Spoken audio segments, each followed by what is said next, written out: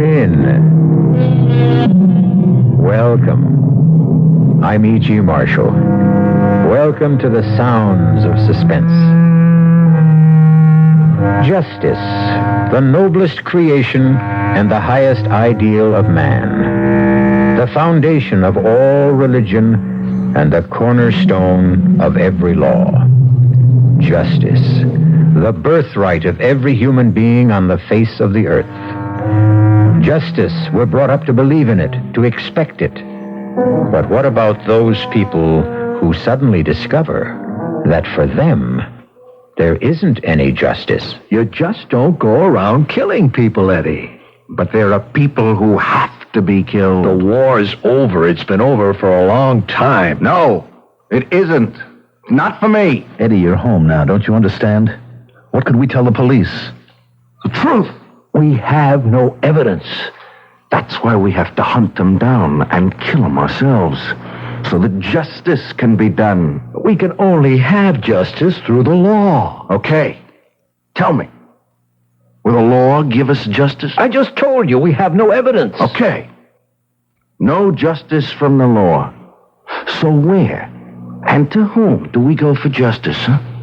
Tell me that. Does that mean there isn't going to be any justice?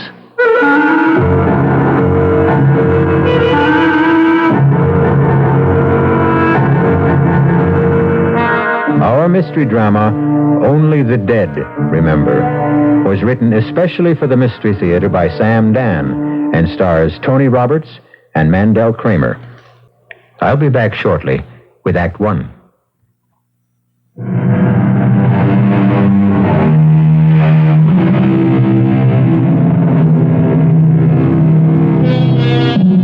For a long time, ever since he came home from one of our wars, Eddie Benson has been looking for someone. Those vital years of his life that might have been invested in a career, devoted to a family, have instead been devoured by an all-consuming search as Eddie Benson roamed the length and breadth of America, supporting himself by his nimble and sensitive fingers, playing the piano, in grimy saloons, in sophisticated night spots, but always looking, always listening, ever alert for a clue that could lead to his quarry. Well, now, tonight, suddenly the manhunt will come to an end in a cocktail lounge in a northwestern city just a few minutes before midnight. Odd how a search so intense could be climaxed by a discovery so casual. How so serious and deadly a crusade can be capped with a laugh.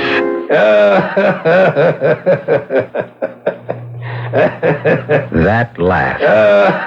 Eddie Benson hasn't heard that laugh in years. That laugh. He would recognize it anywhere. It could only belong to one person. And now Eddie's fingers slide softly and swiftly over the keyboard and find a melody.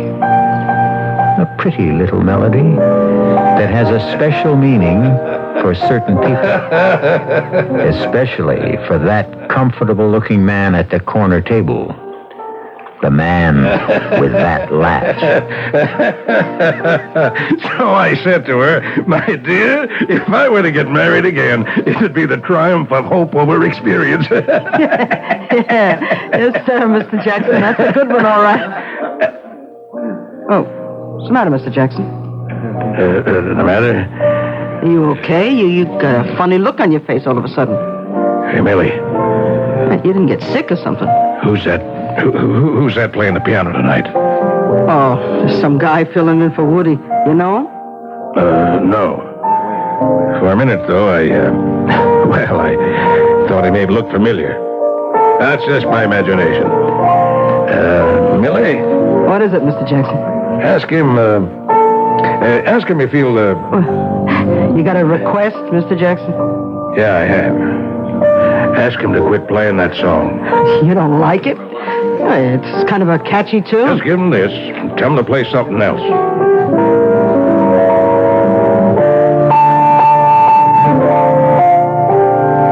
Eddie. You got a request. Request in reverse. Customer says to take this $10 and quit playing what you're playing now. What's this character's name? Jackson. R.J. Jackson. I see. R.J. Jackson. Does he, live around here? Oh, up on the hill. All kinds of money. Figures. Huh? It's funny, Millie. How it ends.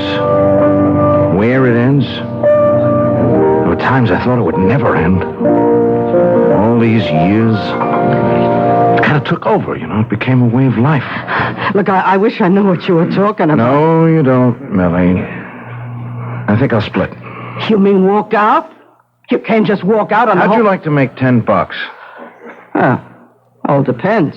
You keep the 10 spot, and as soon as I'm out of here, you go up to him, good old R.J. Jackson, see, and you say to him, Mother Hennessy's chickens are coming home to roost. You're kidding. Say it. You're $10 ahead. Yeah, but you can't just quit in the middle of playing. Remember the chickens, Millie. See you around. Yeah. Oh, boy. The more I get to know musicians. Huh. Now, how'd that go? Mother Hennessy's chickens. Mr. Jackson. Mr. Jackson, the piano player, he wanted me to tell you something. Yeah? I bet it's thanks. That's the easiest $10 he ever made. Well, what he wanted to tell you was... Yep. Well... Well, he said, let's see, Mother Hennessy's chickens are coming home to roost. What's that? I'm sure that's what he said. Mother Hennessy's chickens are... No. Mr. Jackson. Hey, somebody, give me a hand, quick, he's fainted.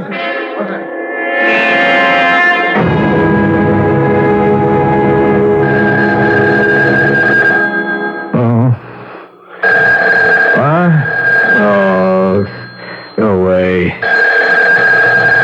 All right. I'm up. Yeah. Hello? Tom Wilson?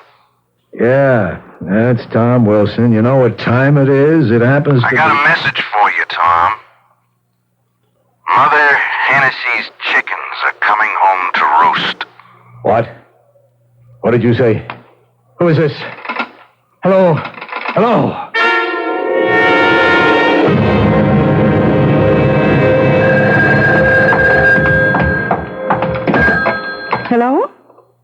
Is Bill Traynor at home? No, but I expect him. Who's calling? Is this his wife? Yes, I'm Liz Traynor. Will you take a message? Well, of course. Tell him Mother Hennessy's chickens are coming home to roost. Yes? That's all. You're joking. Hello? Oh, well. Hi, darling. Oh, Bill, you just missed a phone call? Oh, never mind that. What'd the doctor say? Oh, things are just fine. You'll be born on schedule. You mean you won't take a girl? Darling, I'll take whatever we can get. I can't believe it, honey. After all this time, everything is going our way. You know, Tom worked out the contract. Oh, Bill. Oh, I'm so happy. We're going to be rich, honey. We're going to own a business, and we're going to be parents. What were you saying about a phone call? Oh, well, a man just called. Very mysterious. Hmm? He said to tell you that, let me see, Mother Hennessy's chickens are coming home to roost. He said what? Well, that's what he said. And he hung up. Can it mean anything? Oh, no, nothing at all. Just forget it. What about dinner? Bill, dinner? Did the man say anything else? Bill, you're so pale. Honey, believe me, this is really nothing that should concern you. The key is the name Hennessy. Where should we go to dinner? Darling, you're trying to distract me. Hennessy, we don't know any Hennessy. Oh, look, honey, I've just been going at a very fast pace, and... Hennessy's chickens. That combination is familiar. Darling, I'm really very hungry. I got it.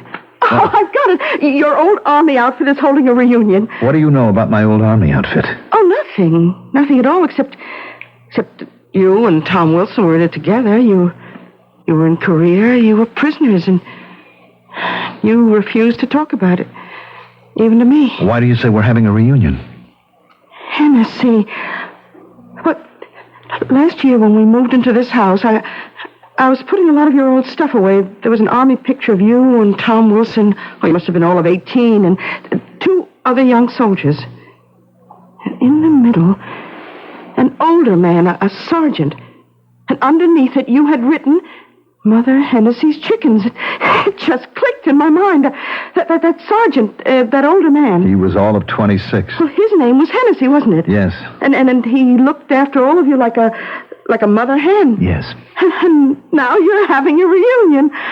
Oh, Bill, what a wonderful person that Sergeant Hennessy. I want to meet him. No, you can't. Why? He's dead. Oh. Was he killed in the war? In the prison camp. Bill, that music, that piano. Don't you hear it? It's coming from the living room.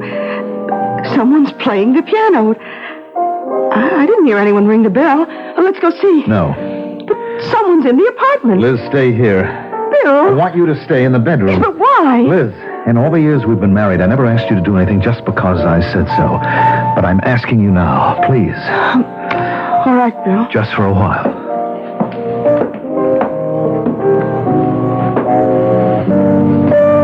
Hello, Eddie. Front door was open. I just walked in. Well, you're welcome, Eddie. Been a long time. A lifetime. Nice layout. Yeah. I've done well. I'm sure you deserve it. I went to school on the GI Bill, became an engineer. I always said you had the stuff, Billy. I'm going to own a good-sized electronics company. That's nice. Our old buddy Tom Wilson, remember him? Who could ever forget Tom? Well, he's drawing up the contract. He became a lawyer. What about yourself, Eddie? Me? Yeah, a fellow with your talent, the way you could write songs like this one for Hennessy. We all figured we'd hear you doing Broadway musicals, coming up with top hits. Well, I've been too busy. Doing what? Looking for somebody. Looking for an old friend of ours. Bill, I had a phone call. The craziest phone call. Hello, Tommy. Eddie. Hey, Eddie Benson. It could only have been you. Where you been hiding? Tom? Billy? I got the greatest news in the world. I found him. I finally found him. You finally found who? The needle in the haystack. 1 grain of sand on the beach. It was such a long time. It was such a long search. Eddie, who did you find? Who do you think? Myers. Myers? R.J. Myers? He doesn't call himself Myers anymore, but it's still R.J. Robert Joseph. Or, as Hennessy said, our own little Bobby Joe. Well, that's incredible. Except he's not so little anymore. He's a very portly gentleman these days. You say you found him? I found him. What did you say to him, Eddie? Nothing. Well, how could you just say nothing? Tom, you, Billy, and I, we've got nothing to say to Bobby Joe. I just made sure of where we could find him, and I came here to pick up you 2 guys. Eddie.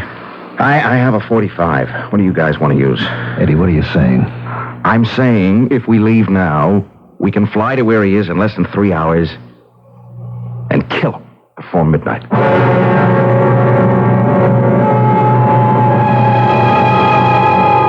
Kill.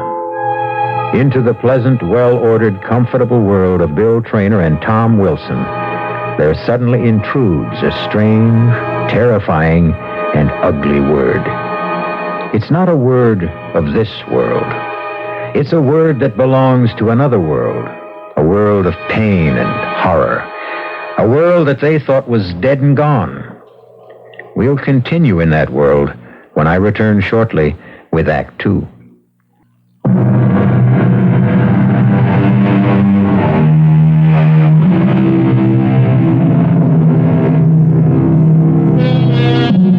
When they were 19 years old, Eddie Benson, Bill Traynor, and Tom Wilson suffered and starved and froze in a prison camp in North Korea. Now it's a lifetime later, and to Tom and Bill, Korea is barely a dream. But Eddie Benson is still stuck deep in the nightmare, still determined to carry out a deadly promise they made to each other long ago. I thought you two guys would be glad to see me. Now we can keep our promise. What promise? Tom, you're kidding, aren't you? Bill, you remember the promise the three of us made? Well, do you? Yes? It was more than a promise. Eddie. It was an oath. Look, Eddie. No, you look, Tom. You look back at a mound of dirt in that prison camp in Korea. You look back and see three guys, we three guys, were kneeling next to that mound of dirt because it's Hennessy's grave. Look back and hear us. Hear us swear never to rest, never to stop, never to know a moment's peace until we killed Robert Joseph Myers. Eddie, how could we just kill him? How simple. Blow his brains out. You live in another world, whether you realize it or not. Now, you just don't go around killing people. That there are people who have to be killed, Tom. You're not in combat. The war's over. Not yet. Eddie, you're home. There's the law. Now, what did you tell the police? The truth. What's the truth? You know the truth as well as I do, Tom. Myers turned rat in Korea. He gave away our escape plan, and he got Hennessy killed for it. But can you be sure it was Myers? We know it was Myers. We knew, didn't we? Bill. I guess we did. All right, tell me this. If we were so sure, why didn't we denounce him 6 months later after we were freed? Why? You know why, Tom. You were the law student. You said don't denounce him. I said? You said. We had no hard evidence. A smart defense lawyer could get him acquitted at a court-martial. That's what you said. All I said was I wished we had more evidence. You said we would have to get Myers by ourselves. That's what you said. We would find him, kill him, and announce it to the whole world, and that's what we swore we would do. Do you remember, Bill? I remember. Tom? All right, Eddie, all right. But that was a long time ago. That doesn't mean it didn't happen. No, but it means it happened in another time, in another place, under different rules. In other words, you're not willing to do it. I can't do it. I'm an attorney, a member of the bar. I simply cannot be an accessory to a felony. Okay. Bill, what's your excuse? I'm not aware that I need an excuse. I spent my life looking for Bobby Joe so that justice could be done. Eddie, we can only have justice through the law. Okay. Tell me then. Will the law give us justice? We have no evidence. Okay. No justice from the law, then. Tell me. In that case, where and to whom can we go for justice? Well, does your silence mean there isn't going to be any justice? Eddie. Eddie what? Hennessy saved the lives of each of us more times than we can count. If it weren't for him, none of us would be around today. He was betrayed. He was murdered because of Robert Joseph Myers. Now, is that going to be the end of it? Eddie, there are certain realities. I know what you think, Tom. Bill, I want to hear you say something. I wish I knew what to say. You've got nothing to lose, Eddie. Yeah, that's what it comes down to, doesn't it? I'm just Crazy Eddie, the piano player. You guys, pillars of the community. Rich, respectable, gutless. Well, I'll do it alone. Eddie, there must be another way out of this. Tell me about it. Look, I don't want him to go unpunished either. But Eddie, what's wrong? Eddie? I don't know. Hey, Eddie. Get me a drink of water. Tom, hold on, or he's going to pass out.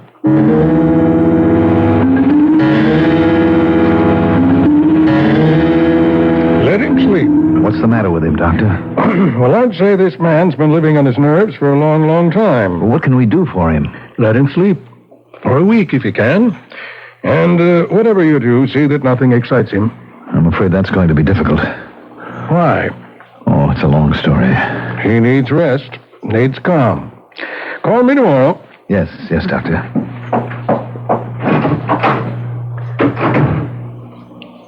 Bill, Try to get some sleep, Eddie. I feel so tired. I'll just rest a while, okay? Sure. I never felt so tired, except when we were in Korea. You remember? Yeah. Remember how Hennessy would keep us awake while we were on guard? Sure. You were his favorite.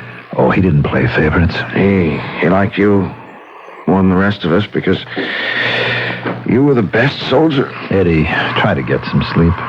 I don't care about Tom, but you, especially you have to help me kill Myers. Eddie, you need your sleep. Yeah. I'll sleep a little, and then when I feel stronger, we'll go get him. You have to help me, Bill. After all, if it weren't for you, if it weren't for you... If it weren't for me, what, Eddie? Eddie?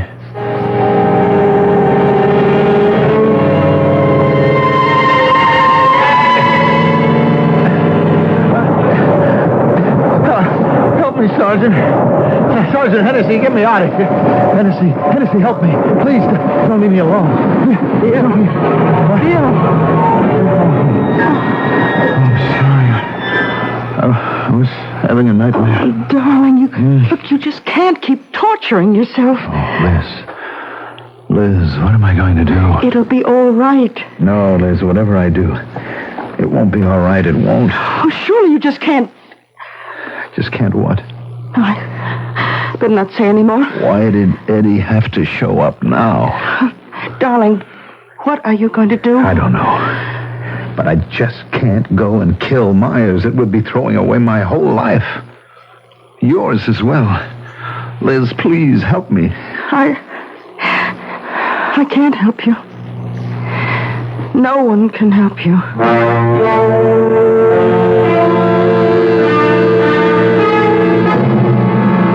It's all set. We have the closing tomorrow. You'll own a factory, Bill, my friend. Yeah.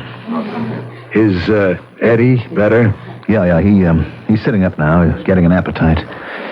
In a couple of days, the doctor says he can be out of bed. You know what we have to do, don't you? We have to get word to Myers somehow. I don't like this any more than you do, but we have to warn him to keep out of sight for a while. I suppose. Has he told you where Myers is living? No. He won't even tell me what name Myers is using. Why? I don't think he trusts us, Tom. He thinks we betrayed him and Hennessy. Bill. Look, Tom, what's the use? In a sense, we have betrayed Hennessy. We've even betrayed ourselves. It's all part of what you have to do to live. Now, we must find out where Myers is. Eddie won't tell me. He might tell me. I'll get it out of him somehow. We'll save him yet, in spite of himself.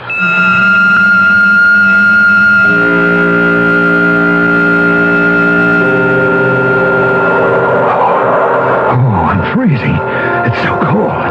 So cold. Bill, darling, you're having a bad dream. What? Wake up. Can we build a fire? Why won't they let us build a fire? Bill! A fire? Bill, please. Why can't they let us have a fire? Bill. Eddie? Yes. Eddie? We gotta break out of here tomorrow night. Hennessy said to tell you. We won't have a chance. We better not. We'll die if we stay here, Tom. He's right, Tom. You guys know where we have to meet? Yeah, Tom and I know. Did you tell Myers? No. Why not? Myers isn't going. Why not? Shut up, Bill. You can't tell who's around. Hennessy says Myers can't cut it. But he's one of us. We can't leave him here. Hennessy says we can't take a chance on him. No. No what? Without Hennessy and us around to protect him, he'll die here. I'm going to talk to Hennessy. I'll convince him. I'll convince Hennessy that we have got to take Myers. I'll convince him. Bill, wake up. Darling, you're dreaming again. What? Yeah. Oh. Bill, are you all right? Yeah. I'm all right. Only sometimes I don't know which is the dream. This or Korea.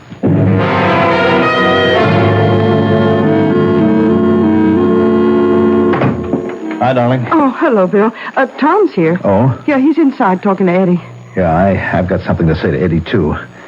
Look, I almost forgot. You saw the doctor today. Is there anything? Oh, everything's just fine. Oh, Liz, this should be the happiest part of my life. I know, Bill. I'll be right out. Well, how is everybody? I want to thank you for everything, Bill. Oh, it's nothing. I'm leaving tonight. Leaving? Where to? There's a promise I have to keep. See if you can talk him out of it, Bill. He won't listen to me. He won't tell me anything either. I won't try to talk you out of anything, Eddie. I want to go with you. Bill. What for? To help me or to stop me? I don't know. I just feel that I have to face Myers with you. And then... Well, right now, I don't know. Fellas, if this is the way the conversation is going, I have to leave. I can't be part of what happens. Well, Eddie, where are we going? I'll tell you when we get there. What's the matter? Don't you trust me? Are you going to try to save him? I don't know what I'm going to do. We're in this because you tried to save him the last time, you remember? Yes, I remember. When are we leaving? Tonight. All right, I'll go pack. You don't need much. Just a toothbrush, a razor, and a revolver.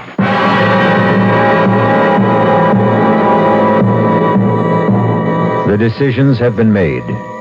Or have they? Tom stays, Bill goes. But what is it that Bill will do when he faces Myers? Right now, his emotions are those of a 19-year-old. But how long can those emotions sustain a man who is close to 40? We'll know when I return shortly with Act 3.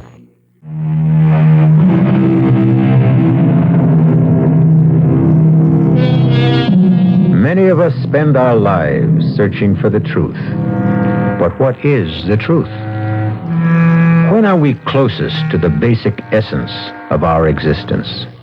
Is it when we have the experience and wisdom of age, or the fire and idealism of youth? We keep asking, what is the truth? The answer is, each man must find his own truth. Liz! Eddie's gone. Yes, I know. You know? Well, I went into his room to see if he was up to having dinner, and he wasn't there. But I was supposed to go with him. I know that, too. How did you know? I didn't tell you. Darling, you didn't have to tell me. Well, then how? I have faith in you, Bill. I have faith that in the end you will do what's right. Looks as if I'm not going to do anything with Eddie gone. Do you really want to find him? But how? How could I even begin to look? I know where he went. You know? How do you know? Well, while he was sick, I sent his clothes to the cleaners, and in his pocket there was an airline return ticket. A ticket to where? Now, look, Bill, I won't tell you unless you take me with you. Honey, you can't go in your condition. Bill, we have to do this together. But it might be dangerous. You're wasting our time, Bill. We should be getting the next plane for Central City.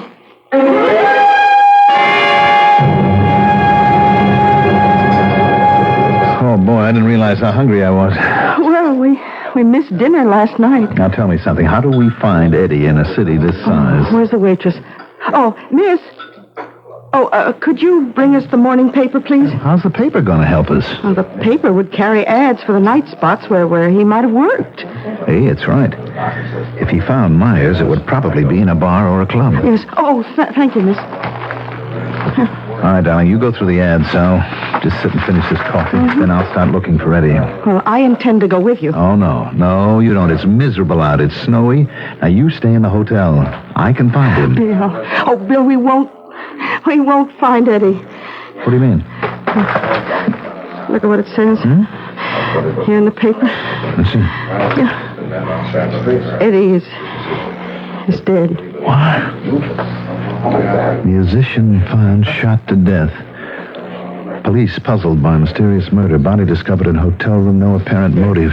Eddie dead? How can he be? Only yesterday. Well, do the police have anything to go on? No, it says here no leads, no clues. Liz, it had to happen last night. Someone was waiting for him. It has to be Myers. Well, look, we'd better tell the police. But Eddie said that's not the name Myers is using. We don't know who he is. Liz! Bill! Tom, what are you doing here? I just got in. I checked the hotels and ran you down. Then you know. Yeah, I saw it in the paper. That's why I flew out here. But, Tom... What? How could you... Liz, what is it? Nothing. Poor Eddie. You know what this means? We're both in trouble now, you and I. Why? Well, it's obvious Myers knew Eddie was after him, so he killed him. Tom, we have no choice. We have got to find Myers. But while we don't know who he is, he knows who we are. In this big city, who is Myers? He could kill us from ambush and get away with it. Oh, Bill. Of course, there's one thing we could do. Yes? Call it off. How? Take the next plane out of here. That would be our way of telling Myers it's all over. Is that what you want to do? I'm not saying it's what I want to do. I'm listing our options. I think we have to find Myers, Tom. This time we can turn him over to justice. Oh, it's funny the way it worked out. Eddie had to die so that justice could settle accounts with Myers. We have to find him first. All right, we'll try all the music places. Liz, you stay here and stick close to the phones. If either of us gets a lead, we'll be in touch.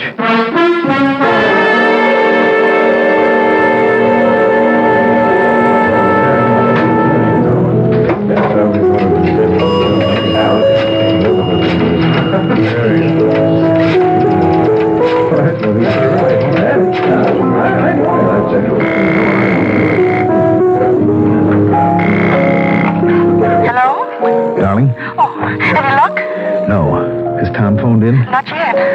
Well, let's hope we get lucky. No. Something bothers me. It must be my imagination again. Why? What is it? I don't know, but it has something to do with Tom. What? I can't put my finger on it. Just something that doesn't sound right. Well, what, honey? What could be wrong about Tom? Bill. Now I know. Wait a minute, darling. I'll call you later. But Bill! Miss? Oh, yes, sir.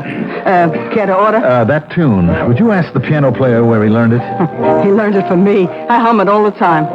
You know, he says to me, "Hey, Millie, I like that." Now he plays it all the time. I knew the man who wrote it.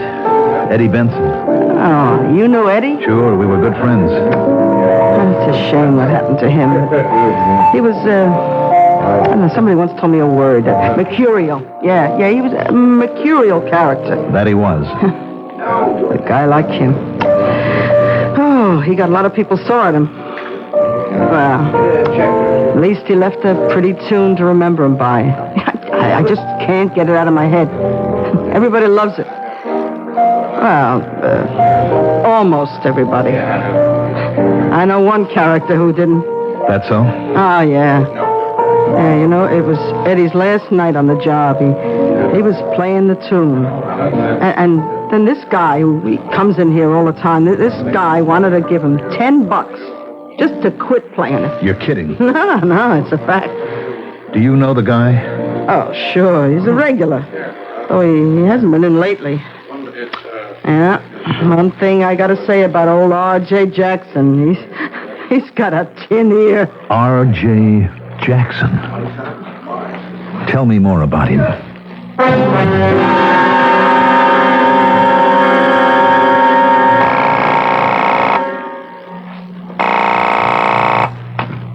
Hello? Liz, I found him. How? I'll tell you later. His name is R.J. Jackson. He has a place out in the country, up in the mountains. I'm going there now. Oh, Bill. As soon as Tom checks in with you, tell him to take Route 603 to Mountain Lane. Turn right and go up the hill as far as he can. That's the place. But, Bill, there's so much snow. They keep the roads clear up there. Bill, I must tell you. I know what bothers me about Liz, Tom. I want to get started. Look, how did Tom know to come to Central City? We didn't tell him where we were going. He said he read about Eddie in the morning paper. Yes, but Tom was already in Central City early this morning. How did he get Darling, here? you're talking about Tom. No, I'm sure he... Look, honey, I have got to be on my way.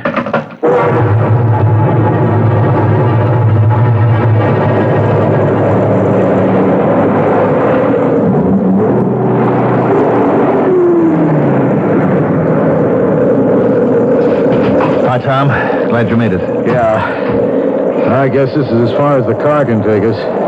It's that house on the top of the hill. Yeah. I think we should have sent the police. How? Once again, we don't have the evidence. Then what are we going up there for? To kill him ourselves? No. I think we can get a confession out of him. Oh, sure. Now, look, he's human. He's got a guilty conscience. He'll break down. He has to. Now, come on. Boy, looks like Korea, doesn't it? Yeah. Miles and miles of nothing. You could just sink into the snow. It could just be the end of everything. That's far enough. What? Stay where you are. Look in the doorway. It's Myers. Got a rifle. You're trespassing. Now get out of here, or I'll shoot. You wouldn't shoot us, Myers. My name isn't Myers. Now get out of here. We have to talk with you, R.J. We're coming up. I'm warning you. Come on, R.J. You can't get away with it. Look out! The ground. Stay low, Tom. There's a line of trees leading up to the house. We'll work our way in. Hell, this guy can kill both of us. I don't think he wants to. Are you crazy? This is the man who just killed Eddie last night. Right now, he's scared. Come on. Head for those trees. Keep away. Keep away. We'll try for that stone fence. Tom, what? Put your gun away. I'm not going to let him pick me off. He'll show himself in the doorway when he wants to shoot again. Don't. He's only trying to scare us off. I see him. Don't, Tom. Don't. I got him. I got him. Look. He's on the ground. Hurry up. Come on. R.J. Don't kill me. Don't shoot again. Get me a doctor. You'll get a doctor. But first, we'll get a confession. You sold us out on the prison camp. Confess. No, I didn't tell. Let him alone. He'll confess later. Let's bring him inside. No, he'll confess now. And when Eddie Benson found you, you shot him. No, I didn't. And who did? I'm hurt bad. Get me to a doctor. Bill, you were always a good guy. Help me. R.J., it was a long time ago. The world's forgotten. I don't even think you could be brought to trial for it. It's just among the three of us. Now, I want you to confess. I didn't do it. Honest, I didn't do it. You did, because you didn't show up. You stayed behind. You told the guard. No. What did they give you? Did you have to kill Eddie, too? I didn't kill anybody. Yes, you did. We can get the waitress to testify. She'll tell how you saw Eddie in the lounge, how you passed out. Well, sure, I was scared. Because you guys always thought it was me. But it could have been anybody. You, Tom. What? Or you, Bill. Or even Eddie himself. Let's drag him down to my car and bring him in. Tom. Now, please. Haven't I suffered enough? No, it's not enough. Tom, how did you know about the waitress? Huh? How did you know about the waitress? Well, you told me. No, I didn't tell you anything about the waitress. I just left a message for you to meet me here. Well, Well, you must have said something about it to Liz. But I didn't. Well, then, how would I know? How? Because Eddie told you. Eddie? Why would Eddie tell me? You said you could get it out of him. Did you tell him that I would never help him, but that you would? Is that how you got him to trust you? Oh, come on. Why would I want to kill Eddie? Because of that talk we had in my house. Maybe unconsciously, both Eddie and I started to think. Why were we always convinced that R.J. was the informer? Because you were the first one to accuse him. And who said not to denounce him to the army? You did, Tom. And who said let's hunt him down ourselves? You did. Why? Because you knew it would be impossible. You knew we would settle down in a civilian life and forget it. Well, you've got it wrong. But you didn't figure on Eddie. You didn't figure one of us would spend his whole life. Hell, you know me. Everywhere you turn, it's you, Tom. You with all the shrewd answers. Why did you have to kill Eddie?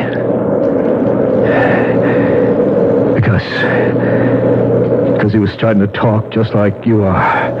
And then he figured it out. And he wanted to kill me. So I had to kill him. It was self-defense. Tom. I had to kill him. It was like it used to be. Back in combat. Kill or be killed. You were the informer. No, I informed, but I wasn't the informer.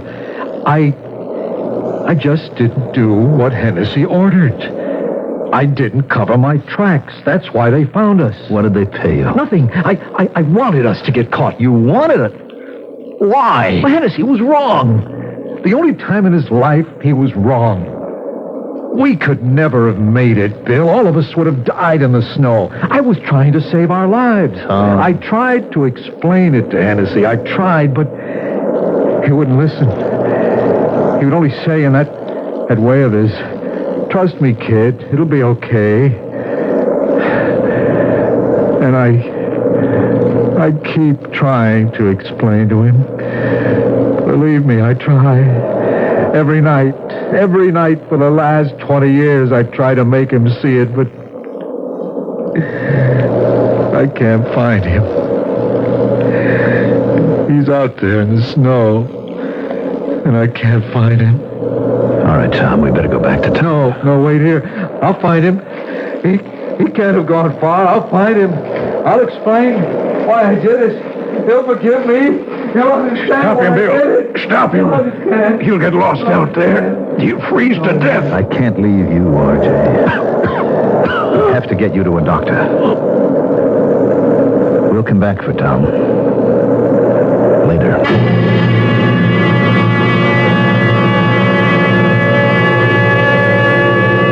They found Tom Wilson later, much later, about the time of the spring thaw. The snow, the ice had preserved the final expression on his face. It was one of peace and calm, as if he had actually found Hennessy, and Hennessy had forgiven him. Well, Hennessy would. He was that kind of man. I'll be back shortly.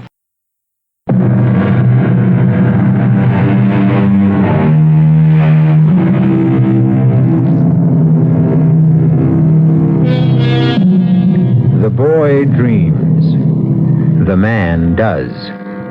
It's what we call the generation gap. And this is not the distance between parents and children. It is the unbridgeable abyss between what a man is today and what he wanted to be yesterday. But that's because you can only be young once. Something you can do more than once is listen. You can listen again and again to our Mystery Theater tales. Our cast included Tony Roberts, Mandel Kramer, George Petrie, Bryna Raeburn, and Lon Clark. The entire production was under the direction of Hyman Brown. And now, a preview of our next tale. What made you do a thing like that? I couldn't help it. It just came out. We were talking, and I told him about what happened to you that night. Nothing happened to me that night. It was just a mistake. You fainted. There wasn't any mistake about that. Fainted? What kind of a word is that? Old ladies faint. Me, I just conked out for a couple of minutes. Yes, but the reason... Never mind the reason. You still trying to tell me I'm nuts? I didn't see that guy in the elevator. No, I'm not saying that. Because I did see him. Understand? He was some kind of freak, that's all. And maybe somebody who had a bad accident. But a man without a mouth... It's so incredible. I mean, how can anyone live without a mouth? This guy was alive. I seen him. Yes, and he scared you so much. Would you cut that out? This is E.G. Marshall inviting you to return to our Mystery Theater for another adventure in the macabre. Until next time, pleasant dreams.